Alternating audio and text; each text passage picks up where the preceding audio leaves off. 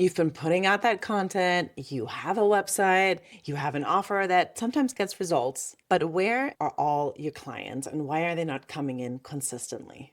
First things first, you need to know exactly who you're talking to.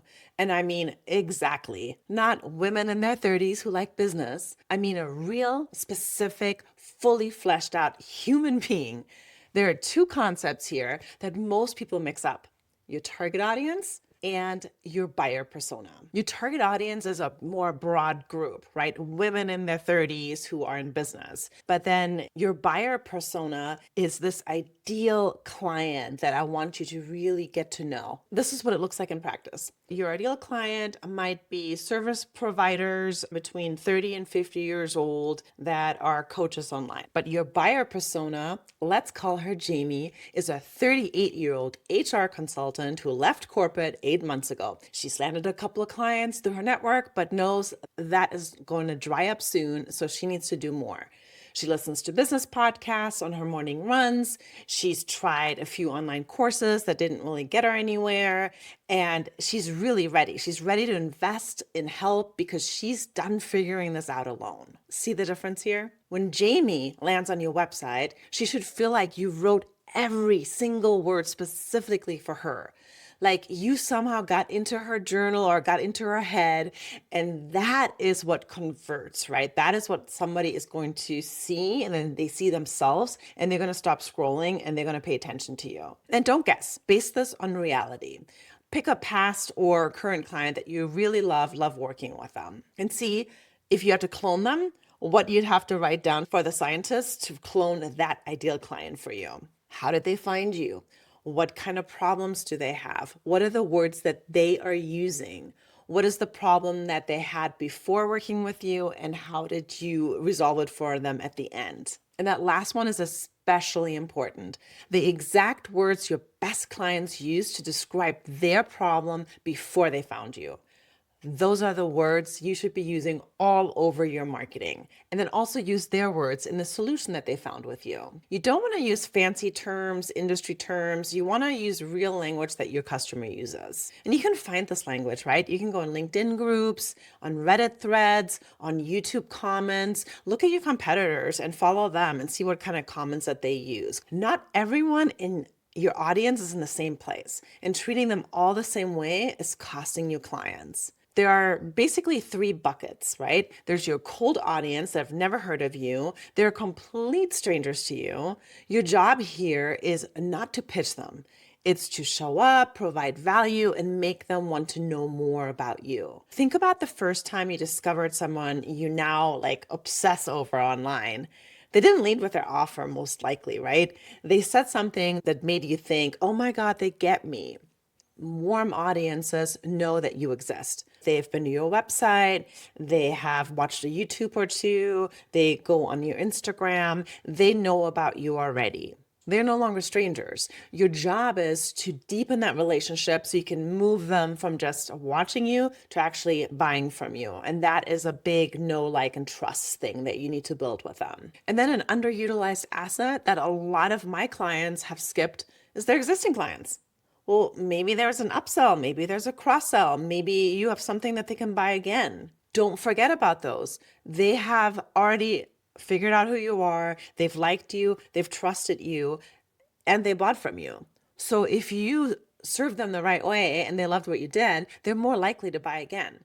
And if you maybe only have one product and there's nothing else to buy, then maybe they can refer you, they can give you testimonials, they can introduce you to other people. So don't forget your existing clients. And what I've seen is most coaches and consultants and service providers, they spend 90% chasing new people instead of really warming up their existing audience and then talking to their people that they've already bought from them. So let's break this down: a client versus a lead. A lead is someone who has shown total interest in you and they've given you permission to stay in touch. So that means that they're probably on your email list. They downloaded a freebie, they've watched something that you did, maybe they even booked a discovery call. And that lead has opted in. That is completely different from someone who just follows you on social media. Followers are an audience. Leads are potential clients. And leads convert at a dramatically higher rate than normal followers. And this matters because of where you focus your energy. A social media following is valuable, but it's not yours. It's borrowed land. You need to get them on your platform, which you own, which is your email list. I want to bring in corporate terms, MQLs and SQLs, because they do matter from your business. They come from the corporate world, yes, but they're totally useful when you figure out exactly who your customer is.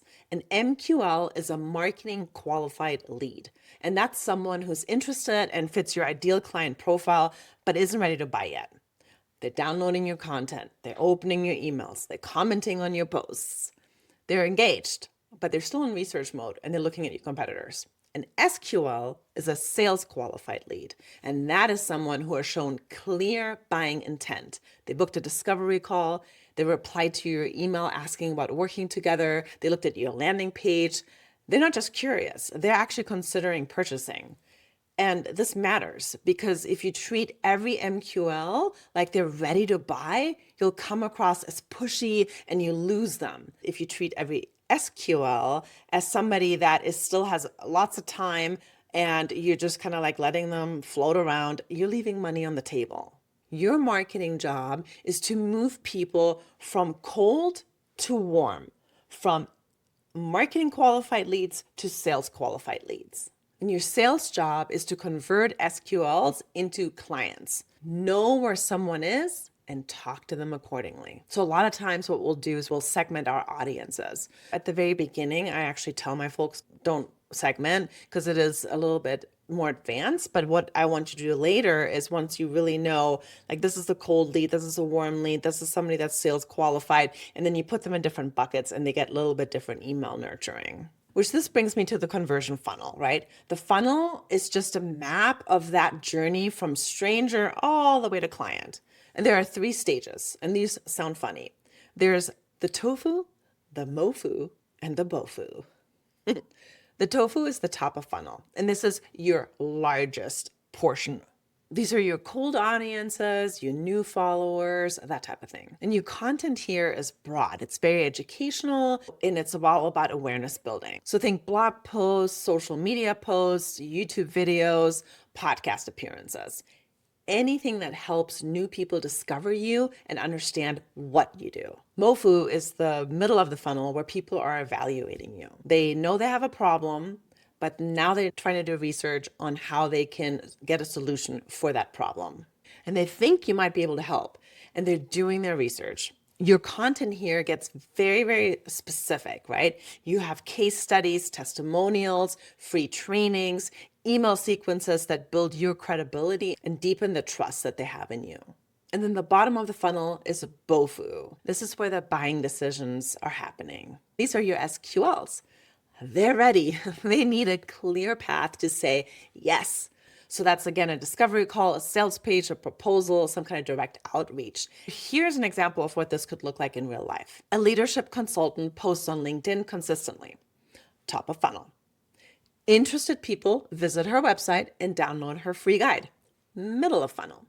She sends them a welcome email sequence with value and client stories over 2 weeks. She deepens that relationship.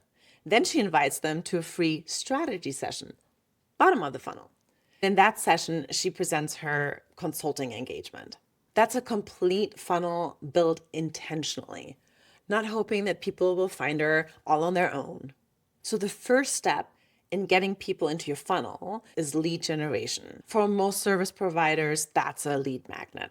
Some kind of free resource your ideal client wants badly enough to trade their email address for. So a guide, a checklist, a template, a quiz, a mini training, a free audit, anything like that. But it has to be something that's useful for their problem. It needs to be really specific to what their needs are. So saying something vague like free marketing tips is not going to cut it. Something like the 5-part funnel audit before a service provider runs ads, now that's going to get them interested.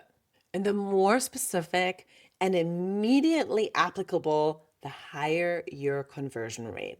Beyond lead magnets, there's direct outreach on LinkedIn done with some kind of personalization.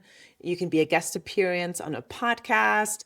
Like I'm actually speaking at a summit soon, and that is going to be a way that I'm going to do lead generation. And really, it's just this consistently showing up and giving value.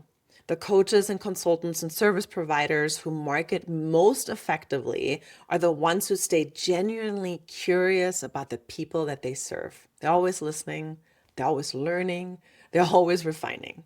And when you combine that deep audience knowledge with a real lead generation system, you stop chasing clients and you start attracting them. That shift changes everything. If you found this useful, please like and subscribe. And I'd love to hear from you in the comments what was the most useful for you. All right, next up is this guy.